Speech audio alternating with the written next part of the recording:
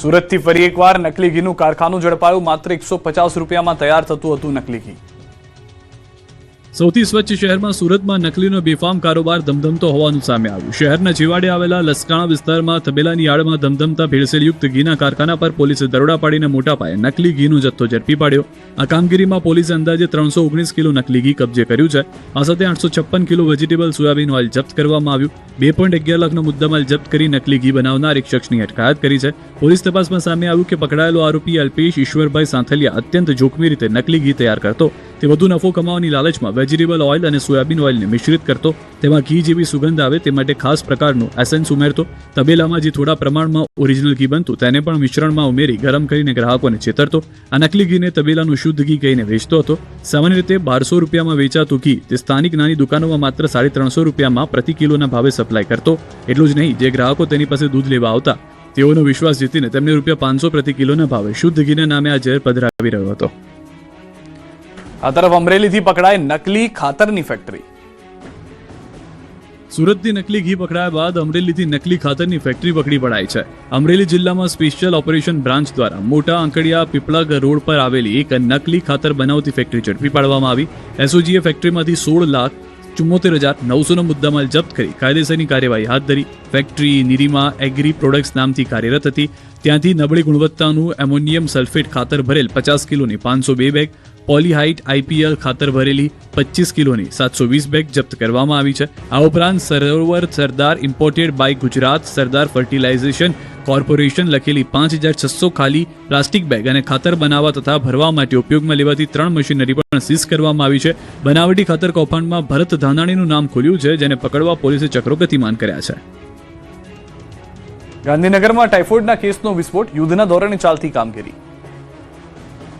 મધ્યપ્રદેશના ઇન્દોરવાળી ગાંધીનગરમાં થઈ છે। રાજ્યના પાટનગર ગાંધીનગરમાં ટાઇફોઇડના કેસનો વિસ્ફોટ થયો છે। માત્ર 2 દિવસમાં જ 119 જેટલા ટાઇફોઇડના કેસ સામે આવતા તંત્રમાં દોડધામ મચી છે। ગાંધીનગરના સેક્ટર 24, 26 અને 28 તેમજ આદિવાડા વિસ્તારમાં દૂષિત પાણીથી ટાઇફોઇડના કેસમાં વધારો થયો છે। પાણીની પાઇપલાઇન લીકેજ થતાં બાળકો તેમજ સ્થાનિકો ટાઇફોઇડની ચપેટમાં આવ્યા છે। અત્યાર સુધીમાં કુલ 35 બાળકને ડિસ્ચાર્જ કરી દેવાયા છે। બાકીના 80થી વધુ બાળકોની સારવાર ચાલી રહી છે। જોકે ટાઇફોઇડના ઇન્ક્યુબેશન પીરિયડને જોતા આગામી 20મી જાન્યુઆરી સુધીમાં કેસનો આંક 350ને પાર થવાની દહેશત સેવાઈ રહી છે, જેથી બાળકોની સારવાર માટે તબીબોની ટીમ ખડે પગે છે। બીજી તરફ આ મામલે કેન્દ્રીય ગૃહમંત્રી અમિત શાહે ડેપ્યુટી સીએમ હર્ષ સંઘવી, જિલ્લા કલેક્ટર સાથે સંપર્ક કરી વર્તમાન પરિસ્થિતિ અંગે વિગતો મેળવી યુદ્ધના ધોરણે કામગીરી કરવા સૂચના આપી છે। નાયબ મુખ્યમંત્રી હર્ષ સંઘવીએ પણ હોસ્પિટલની મુલાકાત લીધી હતી। सभी कनेक्शंस और खास तौर पे कल ही 367 जितने पानी के टेस्ट लिए गए थे। सभी टेस्ट ओके आ गए हैं। सभी मरीजों की देखभाल के लिए 22 डॉक्टरों की टीम बनाई है। इंसेंटिव स्पेशलिस्ट भी 3 लोगों को वहाँ पे रखा गया है। 5 एमडी की टीम भी 24 आवर्स वहाँ पे है। उसी के साथ ये सभी दर्दियों की खाने की व्यवस्था, वहाँ रहने की व्यवस्था भी सरकार और प्रशासन द्वारा की गई है। कल परसों 19 लोगों को डिस्चार्ज किया गया था, कल 16 लोगों को डिस्चार्ज किया गया है। आज भी सभी लोगों की देखभाल भी चल रही है और अच्छी तरह से सभी लोगों की ट्रीटमेंट चल रही है।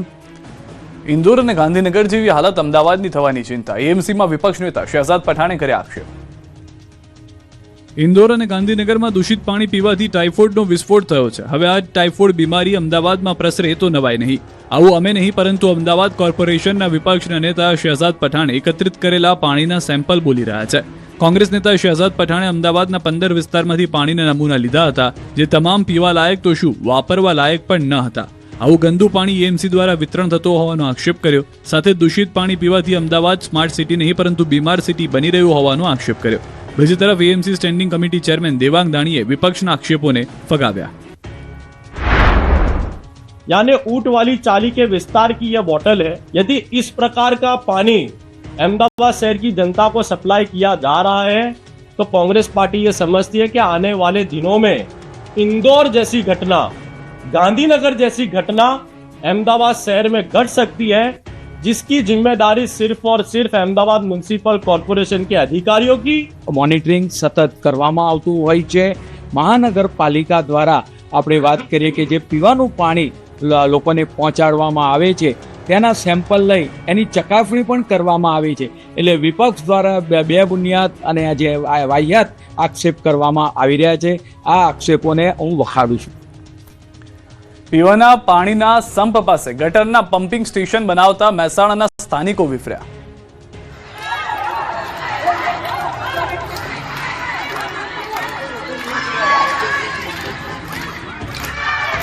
વિરોધ, આક્રોશની આગ, હલ્લાબોલ અને રામધૂનનું કારણ છે પીવાના પાણીની ચિંતા. મહેસાણા મહાનગરપાલિકા દ્વારા લેવામાં આવેલા એક નિર્ણય સામે સ્થાનિક રહીશોનો પ્રચંડ જનાક્રોશ જોવા મળ્યો. શહેરના ગાંધીનગર લિંક રોડ પર પીવાના પાણીના સંપની બિલકુલ નજીક જ ભૂગર્ભ ગટરનું પમ્પિંગ સ્ટેશન બનાવવાની કામગીરી શરૂ કરાતા લોકોમાં રોષ ફાટી નીકળ્યો છે. આ મુદ્દે મોટી સંખ્યામાં રહીશોએ મહાનગરપાલિકા કચેરી ખાતે ધસી જઈ રામધૂન બોલાવી અનોખો વિરોધ નોંધાવ્યો. હાય રે કમિશનર, હાય હાયના નારા લગાવ્યા. તો બીજી તરફ મહાનગરપાલિકાના સત્તાધીશોએ હાલ પૂરતી આ કામગીરી રોકવાની વાતની ખાતરી આપી હતી, જેથી લોકોનો રોષ શાંત થયો હતો. ભરૂચની જામા મસ્જિદના મૂળ સ્વરૂપ મુદ્દે વિવાદ વકર્યો છે. સનાતન સંતો ઉપવાસ આંદોલન પર બેઠા છે. ભરૂચ શહેરના મધ્ય ભાગમાં આવેલી અને પુરાતત્વ વિભાગ હસ્તકની રાષ્ટ્રીય ધરોહર ગણાતી જામા મસ્જિદના મૂળ સ્વરૂપને લઈને મોટો વિવાદ સામે આવ્યો છે.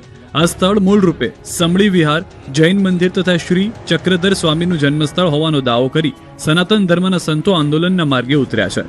આ મુદ્દે ભરૂચના શક્તિનાથ ગ્રાઉન્ડ ખાતે સ્વામી મુક્તેશ્વરનંદજી, સ્વામી રાજરાજેશ્વરજી મહારાજ અને સ્વામી રાઘવેન્દ્રદાસજી સહિતના સંતોએ શાંતિપૂર્ણ ઉપવાસ આંદોલન શરૂ કર્યું. સંતોએ આક્ષેપ કર્યો કે ભારત સરકારની માલિકીનું અને સંરક્ષિત રાષ્ટ્રીય ધરોહરનું સ્થળ હોવા છતાં ત્યાં નિયમોનું ઉલ્લંઘન કરીને ગેરકાયદે પ્રવૃત્તિઓ ચાલી રહી છે તથા સ્થળની ઐતિહાસિક ઓળખ બદલવાના પ્રયાસો થઈ રહ્યા છે. સંતોની મુખ્ય માંગ છે કે પુરાતત્વ વિભાગ કડક કાર્યવાહી કરી નિયમોનું પાલન કરાવે અને આ ઐતિહાસિક સ્થળને તેના મૂળ સ્વરૂપમાં પુનઃસ્થાપિત કરે. જ્યાં સુધી ન્યાય ન મળે ત્યાં સુધી આંદોલન ચાલુ રહેશે તેવી ચેતવણી પણ સંતોએ આપી છે.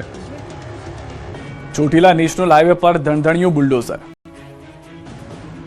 સુરેન્દ્રનગરમાં ચોટીલા નેશનલ હાઈવે પર સરકારી જમીન પર ગેરકાયદેસર દબાણો દૂર કરવામાં આવ્યા. મધરીખડા ગામ પાસે આવેલી અમરદીપ હોટલ દ્વારા પંચરની દુકાન, બાથરૂમ, પાણીની ટાંકી સહિતનું ગેરકાયદેસર બાંધકામ કરવામાં આવ્યું હતું, જેને લઈ ચોટીલા ડેપ્યુટી કલેક્ટર અને મામલતદારની સંયુક્ત ટીમ દ્વારા ગેરકાયદેસર દબાણ દૂર કરવા કાર્યવાહી કરાઈ. 16.39 કરોડની અંદાજે 10 એકર જમીન સરકારી જે હતી તેને ખુલ્લી કરવામાં આવી અને હોટલ માલિક સામે વાર્ષિક બિનખેતીના જંત્રીના 1% દરે વસૂલાત કરવા અંગેની કાર્યવાહી હાથ ધરવામાં આવી હતી. રાજકોટમાં 11મી વાયબ્રન્ટ સમિટમાં પીએમ મોદી આપશે હાજરી. રાજકોટની મારવાડી યુનિવર્સિટીમાં 11 જાન્યુઆરીના પ્રધાનમંત્રી નરેન્દ્ર મોદીના હસ્તે વાયબ્રન્ટ ગુજરાત રિજનલ કોન્ફરન્સનો શુભારંભ થવાનો છે. આ કોન્ફરન્સ સૌરાષ્ટ્ર અને કચ્છના ઉદ્યોગ સાહસિકો માટે પ્રગતિ અને તકોના નવા દ્વાર ખોલવા જઈ રહી છે. મુખ્યમંત્રી ભૂપેન્દ્ર પટેલના માર્ગદર્શનમાં રિજનલ કોન્ફરન્સ અને તેને સંલગ્ન તૈયારીઓ હાલ પૂરજોશમાં ચાલી રહી છે, જેના અનુસંધાને આજે નાયબ મુખ્યમંત્રી હર્ષ સંઘવી રાજકોટ જિલ્લાની મુલાકાતે હતા. સૌપ્રથમ હર્ષ સંઘવીએ સર્કિટ હાઉસમાં સૌરાષ્ટ્ર કચ્છના વિવિધ ઔદ્યોગિક એસોસિએશન તેમજ રિજનલ કોન્ફરન્સના આયોજન સંબંધિત ભાજપના નેતાઓ, પદાધિકારીઓ, અધિકારીઓ સાથે બેઠક કરીને ચર્ચા કરી. બાદમાં કલેક્ટર કચેરીએ પહોંચી કલેક્ટર સહિતના અધિકારીઓ સાથે બેઠક કરી કાર્યક્રમની માહિતી આપી. આ ઉપરાંત પ્રધાનમંત્રી નરેન્દ્ર મોદીનો રાજકોટનો રોડ શો કેન્સલ કરવામાં આવ્યો. 10 જાન્યુઆરીના રોજ પીએમ મોદી સોમનાથના કાર્યક્રમમાં હાજરી આપીને રાત્રિ રોકાણ કરશે.